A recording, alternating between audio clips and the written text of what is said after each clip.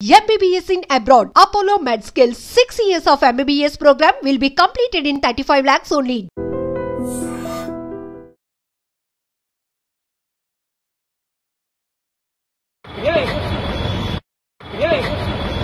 బెంగళూరులో ఒక Rapido bike rider రెచ్చిపోయాడు. సిగ్నల్ జంప్, ర్యాష్ డ్రైవింగ్ చేస్తున్నావని ప్రశ్నించిన ఆ యువతి చెంపపై బలంగా కొట్టడంతో ఆ అమ్మాయి ఒక్కసారిగా కింద పడిపోయింది. ఇందుకు సంబంధించిన వీడియో ఇప్పుడు సోషల్ మీడియాలో తెగ వైరల్ అవుతోంది.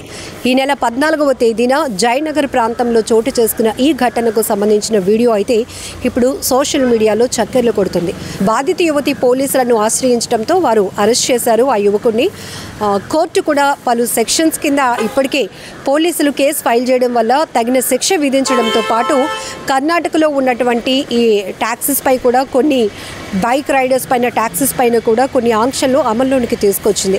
అయితే అక్కడ సందర్భం ఏంటి అనేది తెలియదు, కానీ కేవలం ఆ బైక్ రైడర్ ఎవరైతే ఉన్నారో ర్యాపిడోకి సంబంధించిన బైక్ రైడర్ తను ర్యాష్గా డ్రైవింగ్ చేయడంతో పాటు ఆ అమ్మాయిని తీసుకువెళ్తున్నప్పుడు సిగ్నల్ జంప్ కూడా చేశాడు.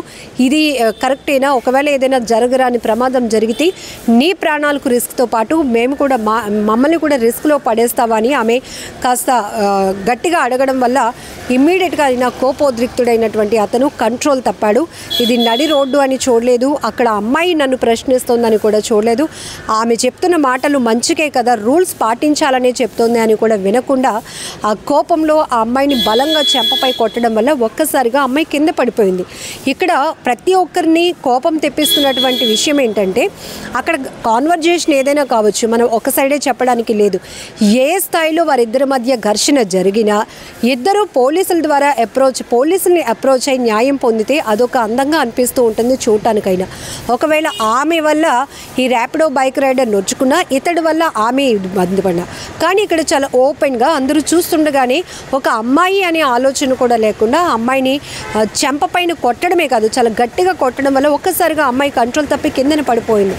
ఇలాంటి పరిస్థితి, ఇలాంటి వీడియో చూస్తే ఎవరికైనా బాధేస్తుంది. ఎందుకంటే ఒక మనుషులుగా మానవత్వం అనేది అసలు ఉంటుందా? చాలా అమానవీయంగా కొంతమంది ప్రవర్తన చూస్తుంటే చాలా చిరాకేస్తుంది. ఎందుకంటే ఒక మనిషిని మనిషిలా ట్రీట్ చేసే పద్ధతులు కూడా లేకుండా చాలా దారుణంగా క్షణికావేశంలో కావచ్చు, కోపానికి గురై వారు ఎలాంటి నిర్ణయాలు చేసుకుంటున్నారో, ఏ రకంగా వాళ్ళు ప్రవర్తిస్తున్నారో కూడా అసలు ఆలోచన లేనటువంటి అనాలోచితంగా ప్రవర్తిస్తున్నటువంటి విధానాలు ఇప్పుడు సోషల్ మీడియాలో చాలా ఫాస్ట్గా వైరల్ అవుతున్నాయి. మీ అందరికీ తెలుసు, విశాఖలో ఒక ఫుడ్ డెలివరీ బాయ్ పట్ల జరిగినటువంటి అమానవీయమైన ఘటన.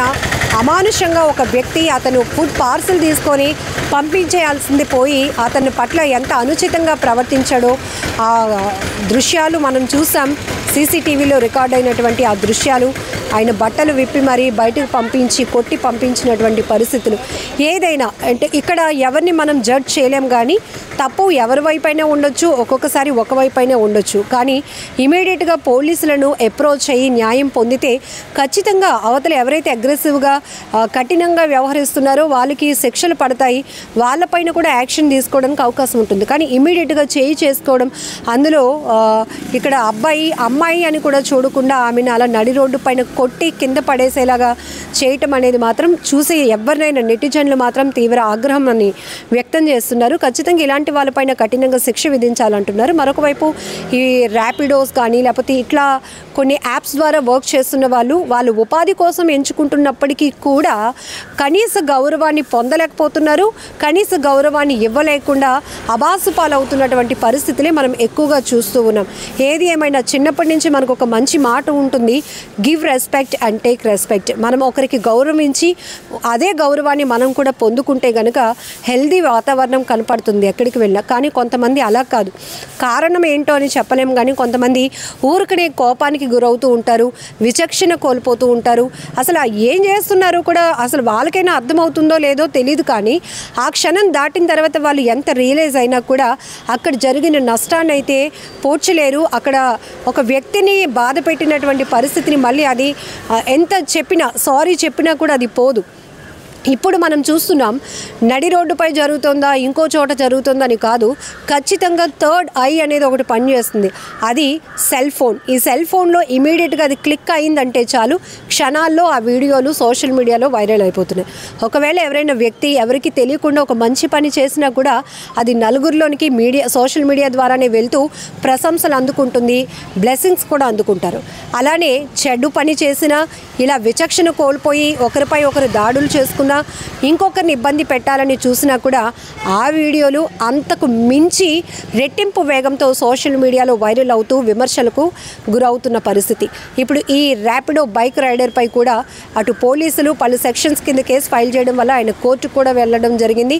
కోర్టు కూడా తగిన శిక్ష విధించడంతో పాటు కొన్ని ఆంక్షలు కూడా విధించినట్టుగా ప్రస్తుతానికైతే సమాచారం తెలుస్తుంది. ఏదేమైనా చాలా బాధాకరమైన విషయం.